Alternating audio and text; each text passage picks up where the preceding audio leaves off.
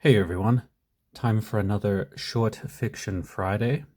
This week I read 4 short stories: Changes by Neil Gaiman, Immortal by Mark Morris, The Werewolf by R. Chetwynd-Hayes, and Treasure Trove by F. Tennyson Jesse.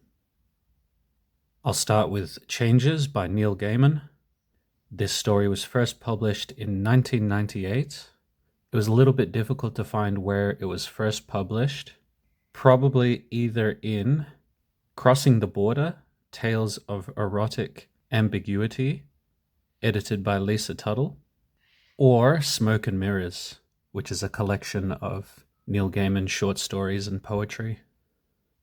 Alright, first thing before I get into this, even though it's included in this body horror anthology, this story isn't really horror at all.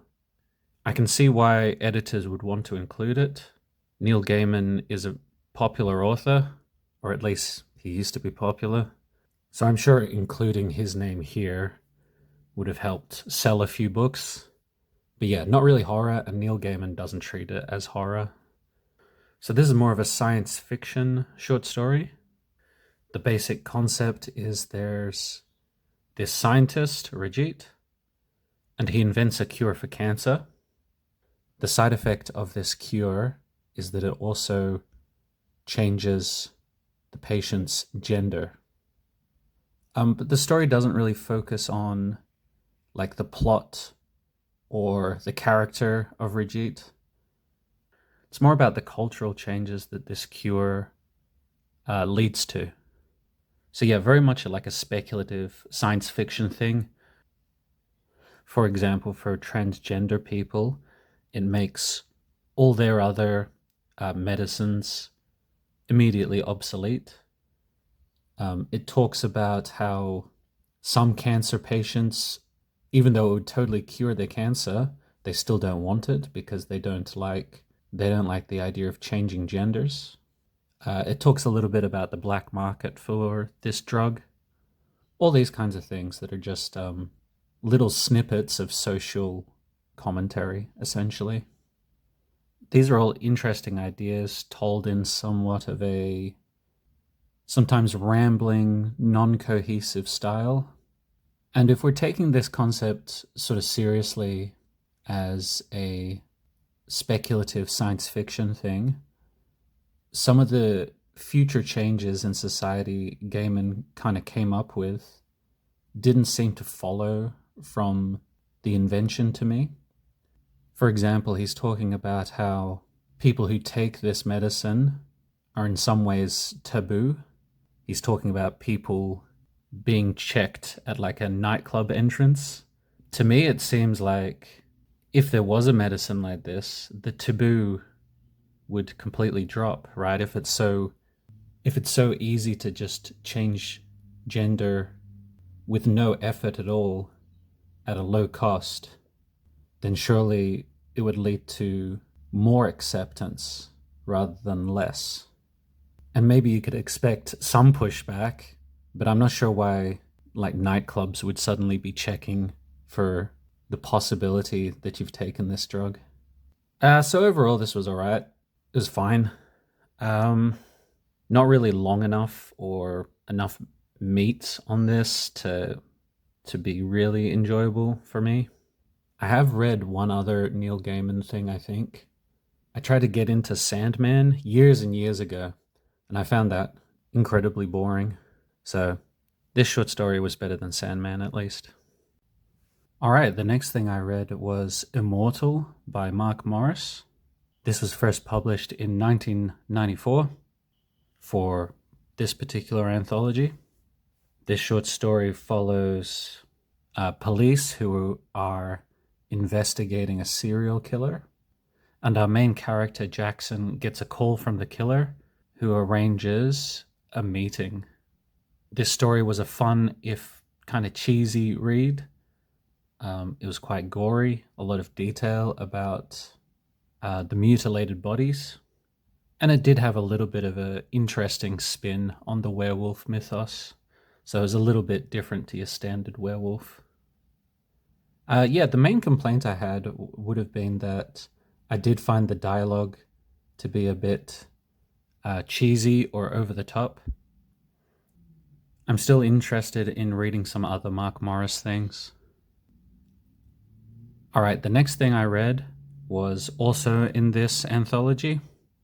It's The Werewolf by R. Chetwynd-Hayes.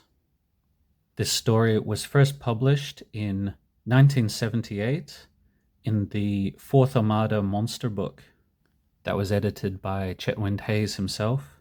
And it was originally published under a pseudonym, Angus Campbell. So he was hustling and publishing himself under a pseudonym. The story of the werewolf is very, very simple. This boy, Alan, is investigating the neighborhood around his new home, and he stumbles upon a decaying house. He goes inside, and there's a very sick man in there who Alan befriends and kind of helps out. And of course, this man turns out to be a werewolf. This is a very straightforward story, perhaps a little bit generic, and it's very light on the violence. After I read this, of course, I was looking up the publishing history of it, and the Armada monster books were aimed at children. I would say he was probably aiming at a younger teen audience, which made sense in retrospect, right? It's quite a tame story, very straightforward. Clearly, I'm not really the audience for this one. That being said, though, this was totally fine. It was okay. All right, last thing I read this week was Treasure Trove by F. Tennyson Jesse. This was first published in 1924, and sometimes it goes under the title 30 Pieces of Silver. I'm not sure where it was first published. Seems like it was republished in a few of these Hitchcock anthologies. The basic plot of this is that two workers, Jack and Tom, find some antique coins, and immediately they start being sort of selfish and aggressive towards each other, even though previously they were friends. So what is it that could be driving these two men to come to blows over antique coins? This was okay. I found the writing of this to sometimes be a little bit overly flowery, and the descriptive prose sometimes gets in the way of the action or the horror of the story. It's also a very, very short story, only 7 pages, and I think the concept maybe could have been stretched out a little bit more and have the tension build further and maybe do a little bit more with the concept. Now, we're going to get into spoilers here because this is a very short story. It's almost impossible to discuss it without getting into spoilers. So yeah, skip this part if you don't want a 100-year-old short story spoiled. Now, this totally went over my head originally. I'm not a religious man, but the idea is that these coins are the 30 pieces of silver that Judas Iscariot accepted to betray Jesus. So that religious allusion went way over my head. So I thought this was just like coins with some sort of magical power, like it just worked like the One Ring or something, which they do. I mean, that is the story, that these coins have some sort of power over people that makes them betray each other and makes them act very greedy.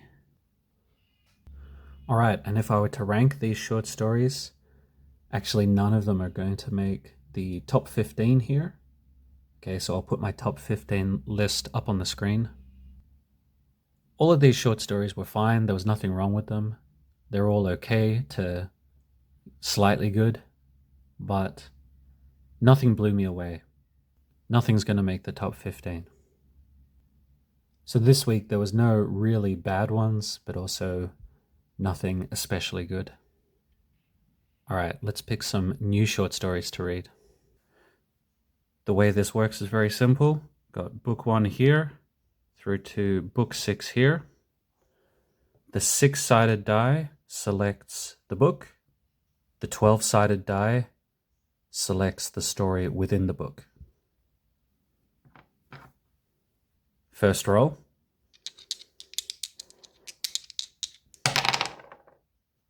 4 and 11. That's the body horror book.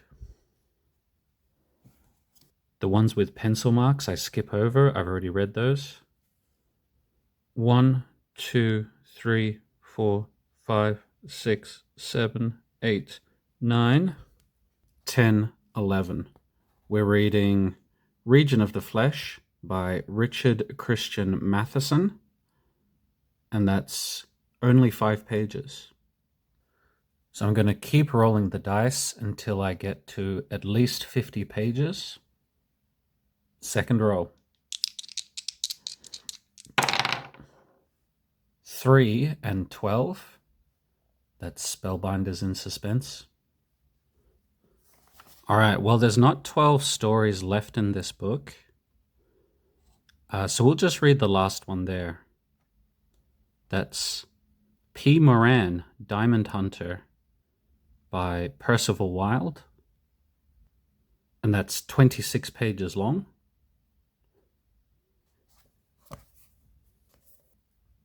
We're up to 31 pages in total. Third roll.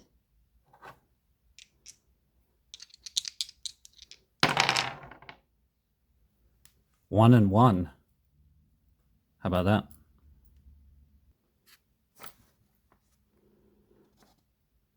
We're reading 310 to Yuma by Elmore Leonard. And that's 19 pages, which takes us to 50 pages exactly. I'll put the selected stories up on the screen here. I'm most looking forward to reading Elmore Leonard. Yeah, he seems like a highly recommended author, and I've not read anything by him yet. Go read these stories if you can. And I'll be back next Friday. Thanks for watching. See ya.